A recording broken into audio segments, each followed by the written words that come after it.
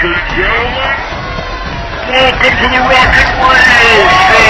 Today's broadcast has been brought to you by Alternate Media Broadcast Network. Let's get it on!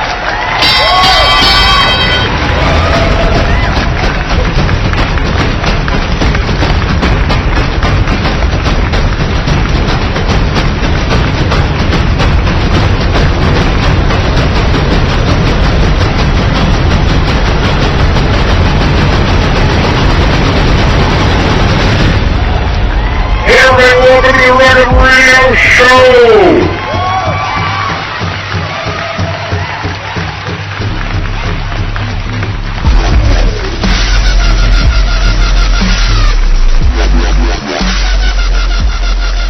Have you guys noticed attitudes of our citizens and the people in this country are becoming more intolerant and angry lately?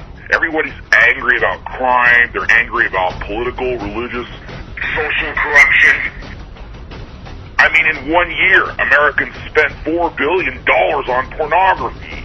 Divorce affects tens of millions of homes, wrecking people's lives. It breaks these little kids' hearts, destroying our country. We got mass murders, right? Everybody's concerned about mass murder. Even people freaking out about 9/11, right? 3,000 people dead, attacked, right? Do you know how many freaking people die every week from sloppy doctor writing? Did you know that? Do you know how many people don't wake up from surgery from botched procedures? Thousands! Thousands! Do you know how many people are killed a year by garage door openers? Do you know how many people die in their freaking bathtubs? How many people die choking on ice, a piece of ice, or a hot dog? Do you know why Lifesaver candy is called Lifesaver? It's got a freaking hole through it. They don't choke to death on it. Anyway, I would get riled up when I think about mass murders. We're neglecting the old people. There's tons of abuse of both men and women, even of babies. I keep hearing about women killing their own babies. People are just sick in the heart. Men, you're like possessed.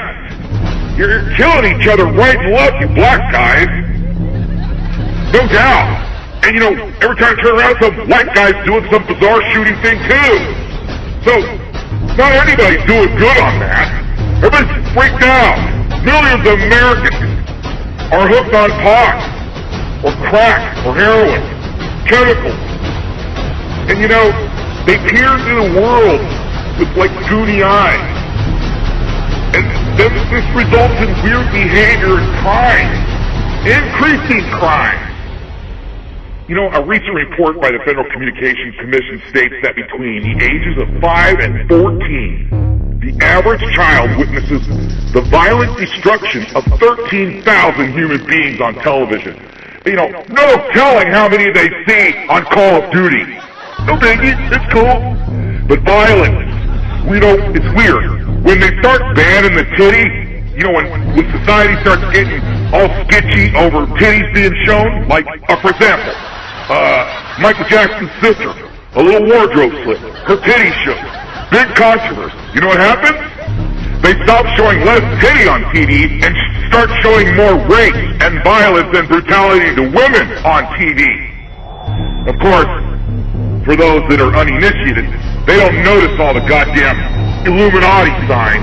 Nope, no, we don't see that. Video games and video movies, they're horrible. And they fill people's living rooms in the minds of themselves and their children every fucking day. It's relentless. You got prostitutes, homosexuals, and drug addicts spreading AIDS. You gay guys, you never get that laid on you. And that's no pun intended. You never get that laid on you. As far as equal rights go, okay, great. You want a cornhole. I'm cool. Do what you want. But you and I both know that the door swings both ways. A lot of men are married and they sneak off the back door, you assholes, with AIDS. Do you know how many women have AIDS from AIDS-infected dogs? It's not a lifestyle. It's depravity. It's cool. I guess if two gay guys want to be together and be married, that's cool. I guess I don't care. But if you're married and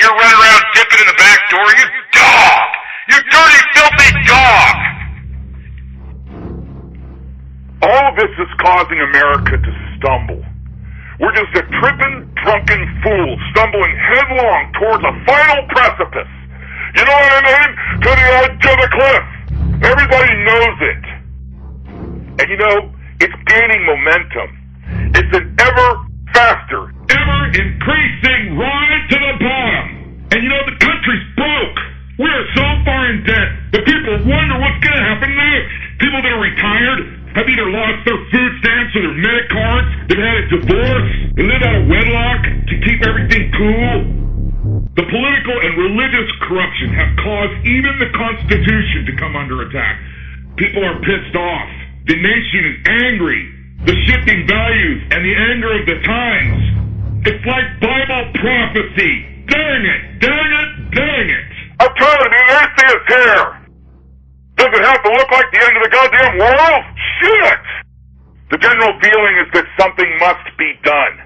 And you know, the leaders of churches are starting to realize they want to get 50 million Christians. Lately I've been doing religious shows. I want to dabble, you know, and I see these Christian guys with acid dripping from their fangs about Jesus. I wouldn't want you in my house, you weirdo. The biggest thing I got against those Mormon kids at the door is that they're weirdos. Everybody's evil, right, Christian people? Everybody's evil.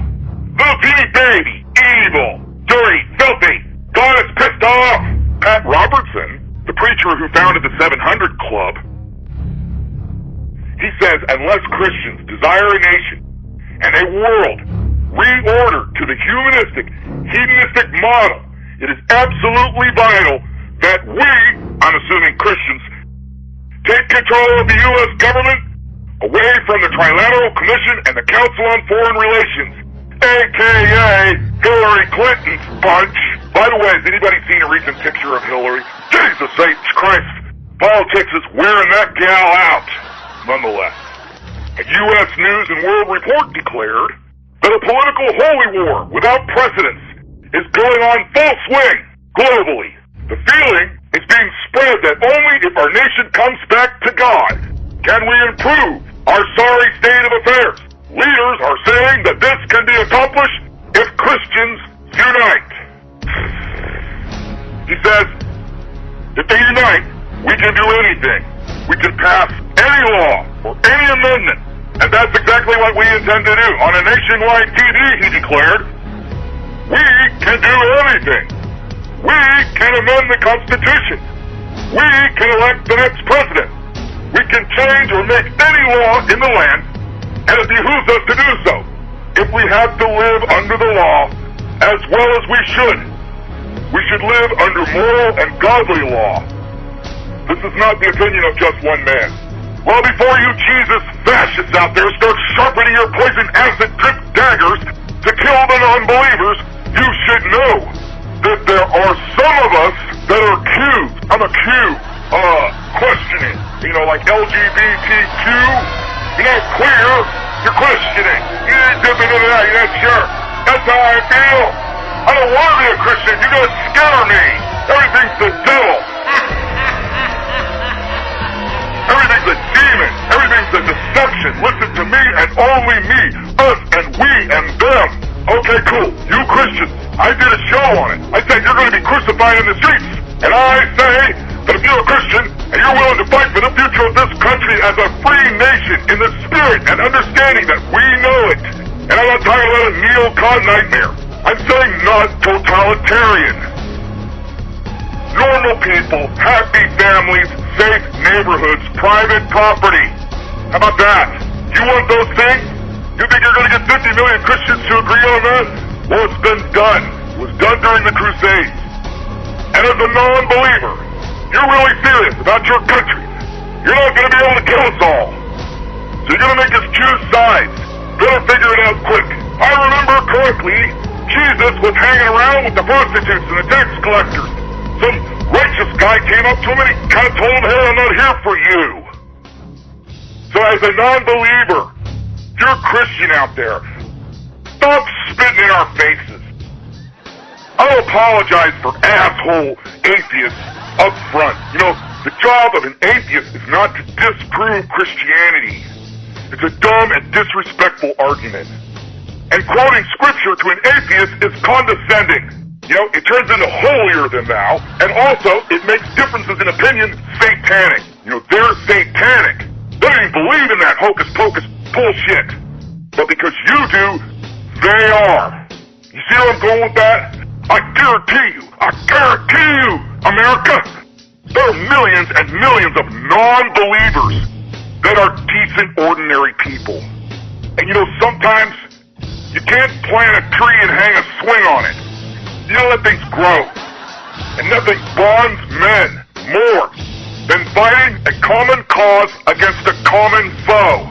You'd be shocked what that would do.